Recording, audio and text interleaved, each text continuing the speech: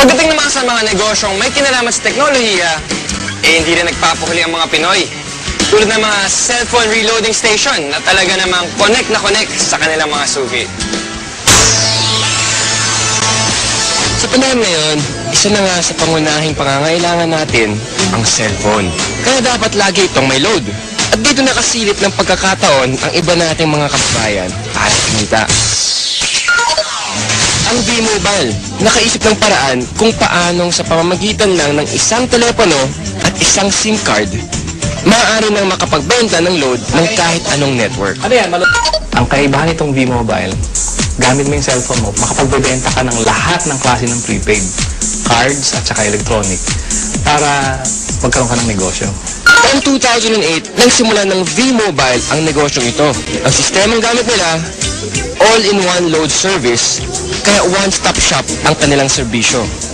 Kailangan mo rito, at least meron kang cellphone, meron kang maliit na puhunan, hindi mo kailangan ng malaki, although pwede rin maging malaki ang puhunan mo.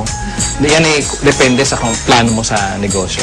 Kung gumagamit ka ng internet, napakasimple lang gagawin mo. Punta ka sa aming www.loadextreme.ph. Tapos pag nakita mo na itong website nito, diba, yung online loading, kiklik mo, lalabas dyan yung aming dialog box. I-enter mo yung account mo, papasok mo.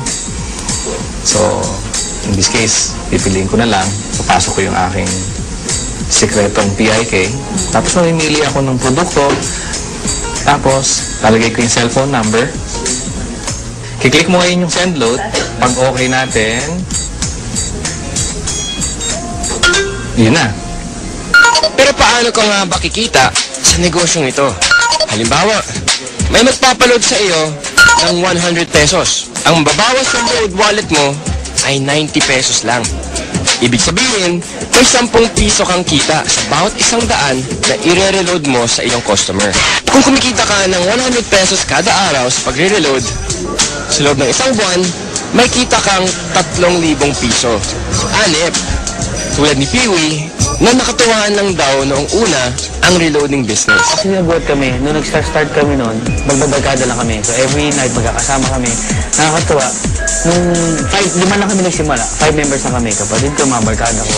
Tapos ngayon nagulat ako, yung 5 tao nagsimula niya, ngayon ano na kami, almost 100,000. So actually, nag-drag pa siya ng 100,000 members. Ngayon, sa simpleng pagpindot-pindot lang daw niya ng cellphone, kumikita raw si Peewee ng mula 1,000 hanggang 5,000 piso kada linggo. Ano pang hinihintay niyo mga kapartner? Oras na para ang hilig niyo sa paggamit ng cellphone, pakinabangan niyo rin at maging isang maliit na negosyo. Kung mas pinili mo na lang manatili sa bahay ngayong summer, narito ang isang kapaki-pakinabang na tip.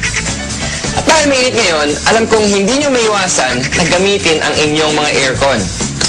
Ito ang isang tip para makatipid kayo sa pagkonsumo ng kuryente. Ilagay sa timer mode ang aircon at iset sa 2 hanggang 3 oras lamang. Pagkatapos ito, buksan ang ventilador para mapanatili ang lamig ng kwarto. May enjoy mo na ang lamig, makakatipid ka pa. O diba? Pwede naman eh.